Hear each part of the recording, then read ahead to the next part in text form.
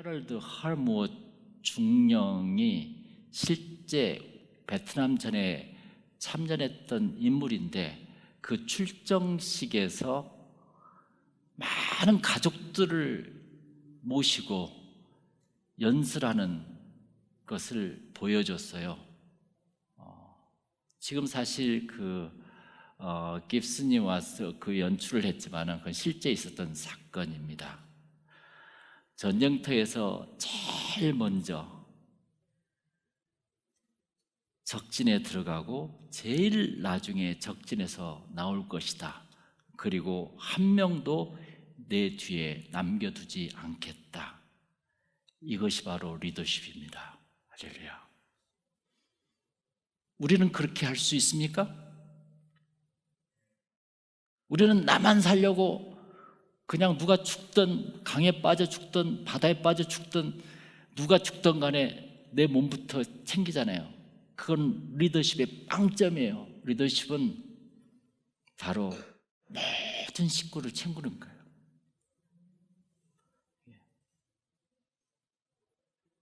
이것이 리더십의 힘이고요, 이것이 리더의 영향력이라는 것입니다.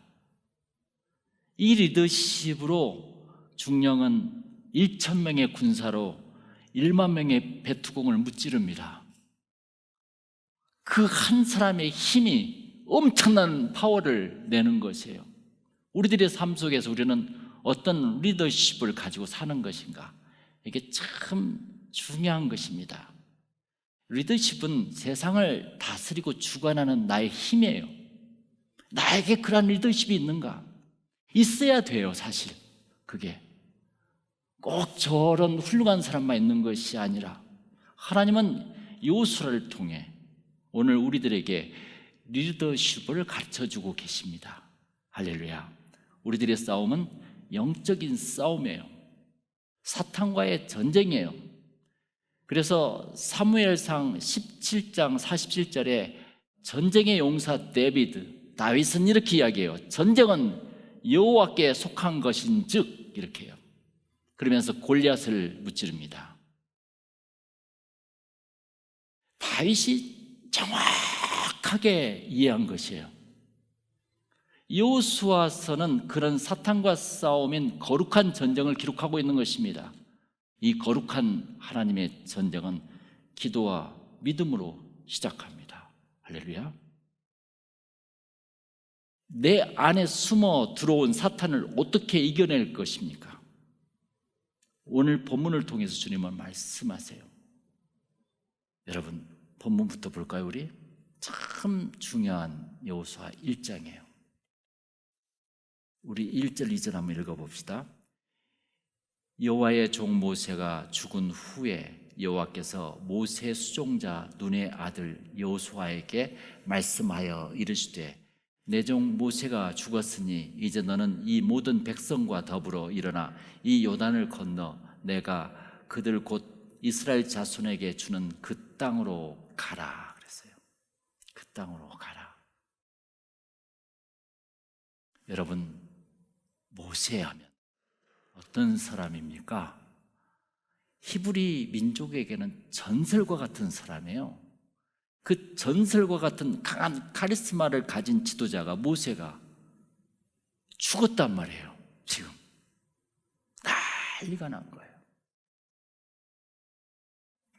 모든 사람이 어떻게 나갈지.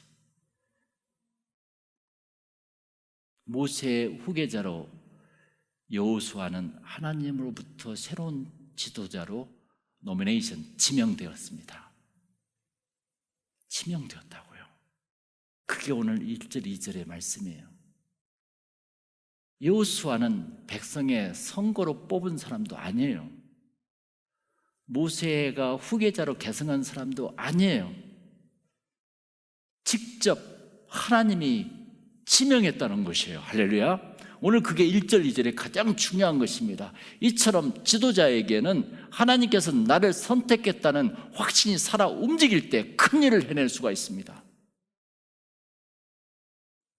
하나님이 나를 선택했다는 확신, 그게 있습니까? 하나님께서 나를 이 교회에 오게 했다는 확신이 있을 때 예배가 거룩해지는 것이에요. 이제 여호수아의 미션은 요단강을 건너서 가나안을 정복하는 것이었어요. 그게 미션이었어요. 그게 사명이었어요. 사람은 사명이 있어야 돼요. 그런 여호수아에게 하나님은 4가지 영적 리더십 비밀을 가르쳐 줍니다. 이게 지금 1절부터 9절까지가 하나님이 직접 했던 말씀이거든요. 이 리더십은 우리가 세상을 주관하고 다스리는 비결이에요.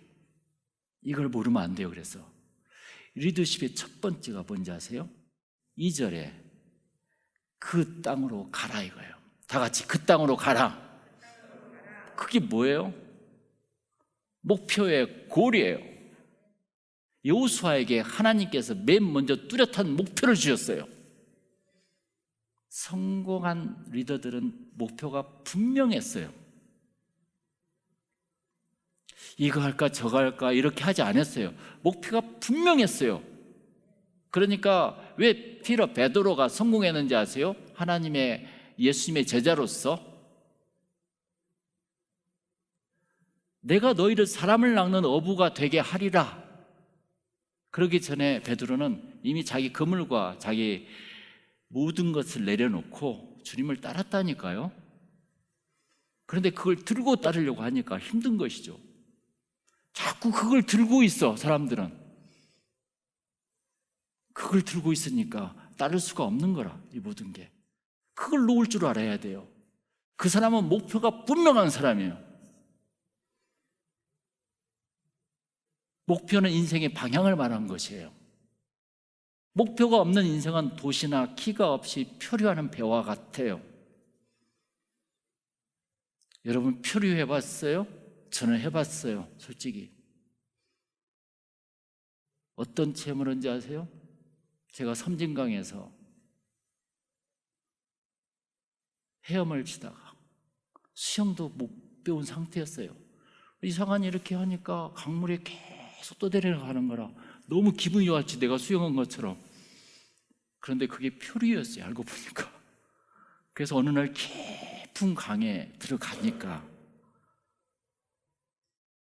갑자기 겁이 덜컥 나는 거라. 그래서 갑자기 딱 서봤더니 그 내 키 밑으로 쭉 빨려 들어간 거라. 깜짝 놀랐죠. 그래서 바닥이 딱 닿았어요. 바닥을 차려고 했더니 모래가 너무 많아서 여기까지 모래가 들어오더라고. 들어갈 수가 없어요.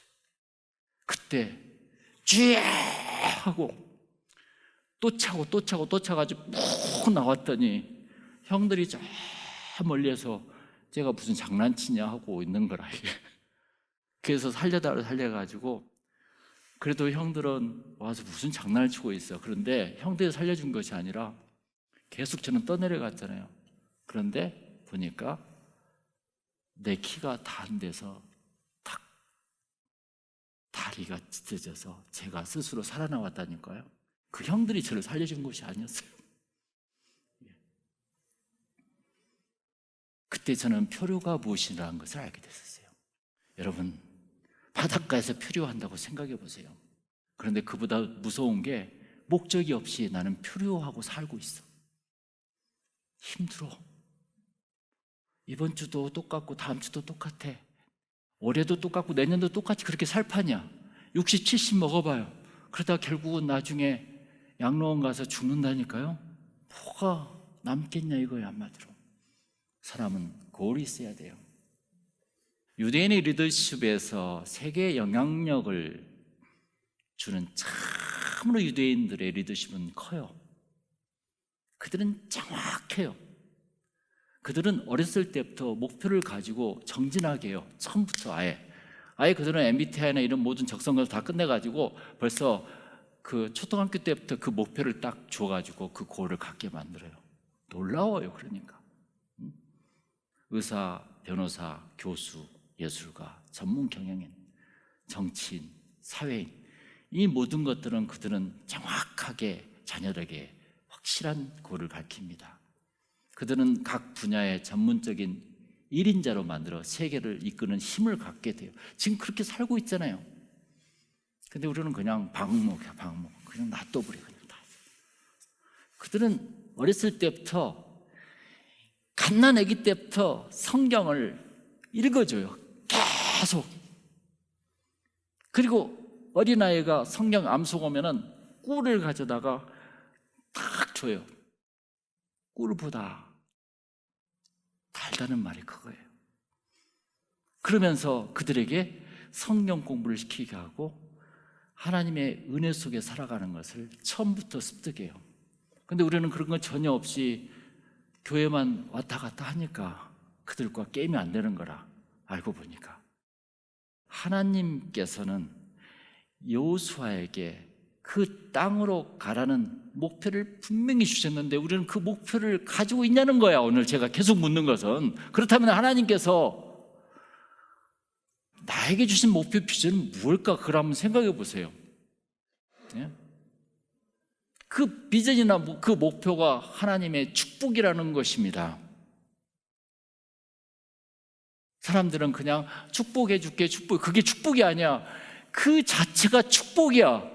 나에게 주신 비전과 나에게 주신 사명과 나에게 주신 골이 있는 게 축복이야. 그게 없으면 축복이 없는 거라, 한마디로.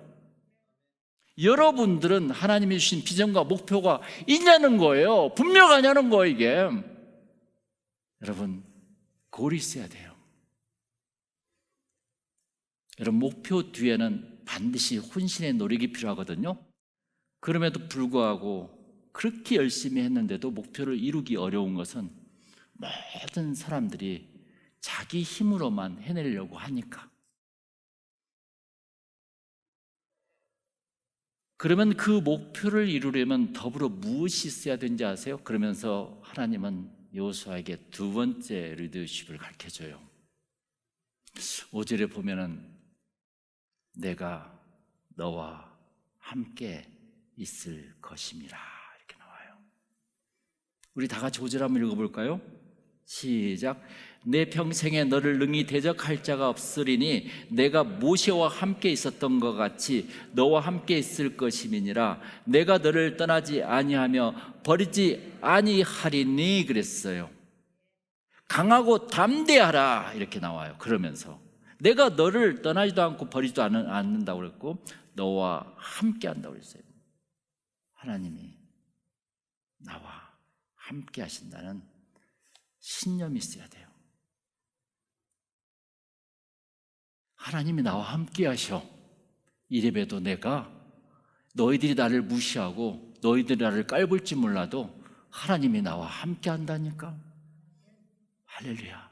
그런 릴리프, 신념이 있어야 돼요. 사람에게는 그런 신조가 있어야 돼요. 맞아요. 그래서 하나님은 여호수아에게 사명을 주시고 나서 이렇게 말씀하세요. 5절에 참 이게 중요해요. 내가 모세와 함께 있었던 것 같이 그래요. 여호수아가 눈물이 펑펑 쏟아지는 거예요. 모세가 어떤 사람인데 감히 쳐다보지도 못한 사람인데 나를 지명해서 세워놓고 나같이 연약한 사람을 세워놓고 내가 뭘 어떻게 할 줄 모르니까 하나님께서 내가 모세와 함께 있었던 것 같이 너와 함께 있을 것이라.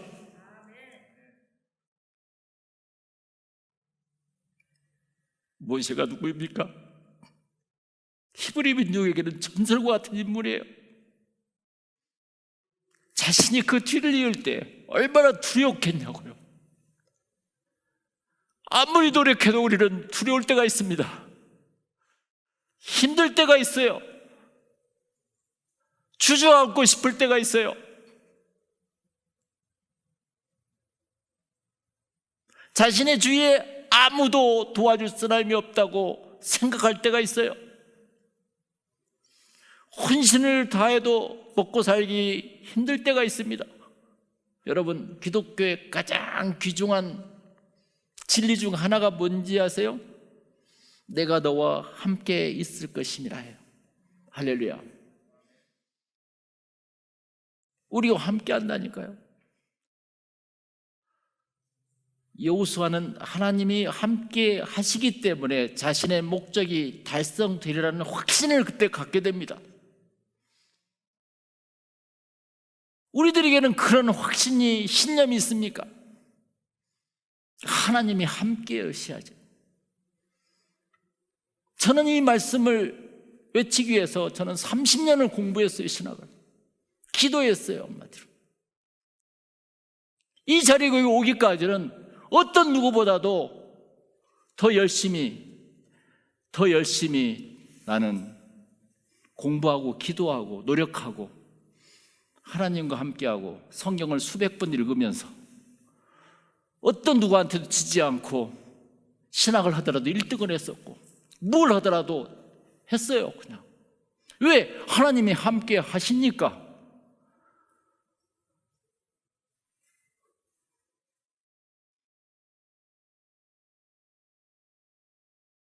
이러한 신념이 유대인들에게는 선민사상을 갖게 했고요, 우리 기독교인들에게는 대제국을 일으키게 했습니다.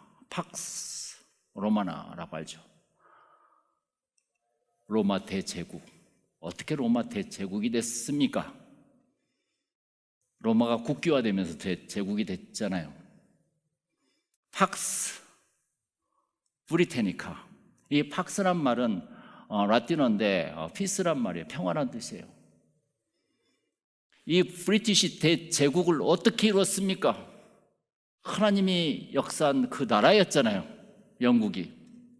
그래서 해가 지지 않는 나라라고 그랬어요. 모든 자기의 우방 국가들이 전 세계에 다 퍼진답니다. 요즘은 팍스 아메리카. 하나님이 함께한 나라 미국. 이것이 바로 하나님이 함께하신 나라요, 민족이요, 교회라는 것입니다. 하나님이 함께하신 가정이 되십시오. 유태인들이 자녀를 어떻게 키웁니까? 가정이 무너지면 사회가 무너져요. 내가 기도하지 않으면 내 가정의 자녀들이 무너진다니까요.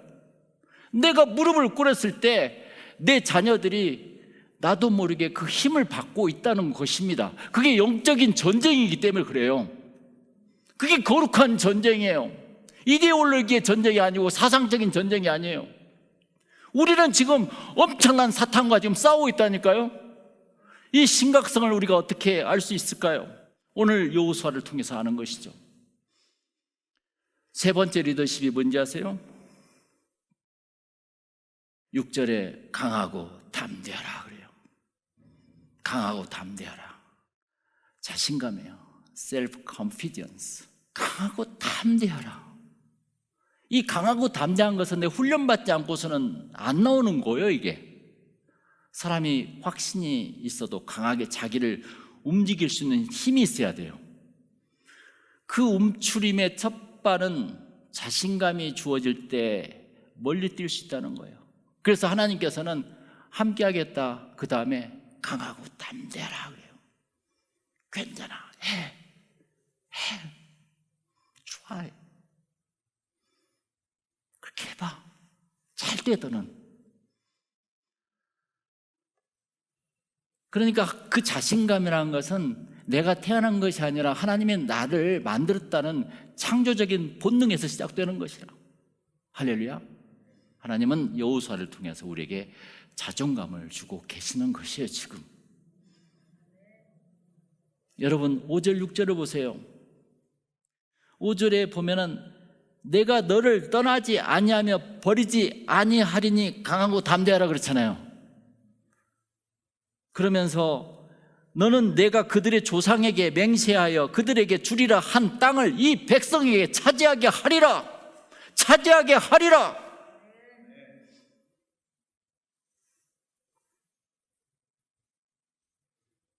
자신감을 주고 있는 거죠. 이건 교만이 아니에요. 지금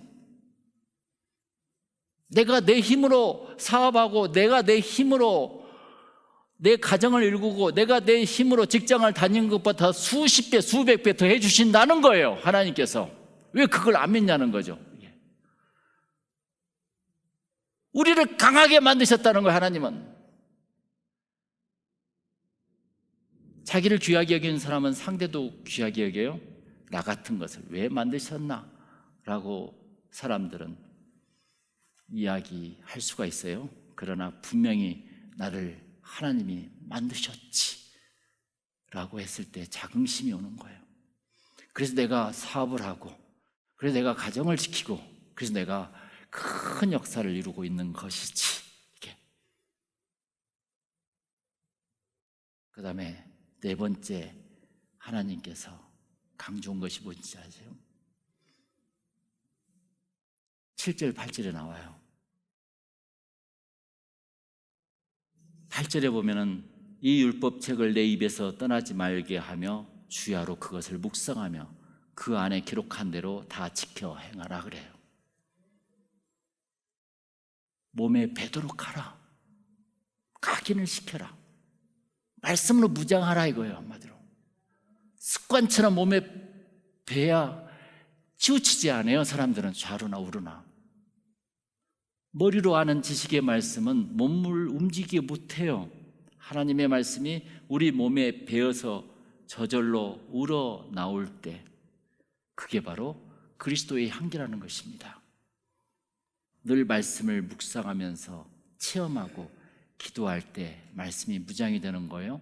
율법을 주야로 묵상하며 지키면 뭐라고 그랬죠? 뭐라고 그랬어요? 내 길이 평탄하리라 그랬어요. 왜 그렇게 그거 지키지 않고 불편하게 인생을 살래? 힘들게 살래? 그걸 지키면 평탄한 주님께서 길을 주시는데 왜 돌아가려고 그래 자꾸? 말씀은 인생을 살아가는 매뉴얼이에요. 설명서예요. 설명서 없이 기계를 작동해봐요. 고장이 나요. 맨날 고장나. 내 몸이 힘들어. 그것은 내 안에 설명서를 읽지 않고 그 기계를 작동했기 때문에 우리 몸에서 그리스도의 향기가 나올 때 이 세상의 어려운 문제는 저절로 풀립니다. 할렐루야. 그리고 여호수아는 백성들에게 그에 따른 구체적인 청사진을 제시합니다. 그게 오늘 본문에는 안 나왔지만 10절부터 15절까지요. 그러자 백성들은 순종하고 따르겠다고 16절, 18절을 이야기하시는 거예요. 리더가 된다는 것은 매일 하나님과의 관계 형성이 돼야 돼요. 첫 번째. 두 번째는 추종자들의 협력이 있어야 됩니다. 이 추종자의 협력이 없으면 아무 일도 할 수가 없는 거예요. 그게 오늘 하나님께서 말씀하신 여호수아 1장의 큰 리더십의 이야기입니다. 올림픽 경기의 공도로 본다면 목표는 뭐예요? 공도의 타겟이에요. 신념은 선수의 집중력이에요. 그리고 자신감, 셀프 컨피던스는 그 화살이 10점을 맞출 때 느끼는 정조준이에요. 그리고 말씀을 몸에 배게 하는 건 무엇인지 아세요? 그 정조준이 계속 반복되면서 나타나는 결과 금메달이라는 것입니다. 할렐루야. 우리에게 목표, 신념, 자신감, 말씀 이 네 가지가 있냐는 거예요. 이 네 가지가 세상을 정복하고 다스린다는 것입니다. 그게 바로 내 자녀를 지키는 길이에요. 우리들의 행복과 승리의 앞길을 누구도 막지 못할 것입니다. 평강의 하나님이 모든 우리들에게 함께하기를 축복합니다. 아멘 할렐루야. 우리 다 같이 기도하겠습니다.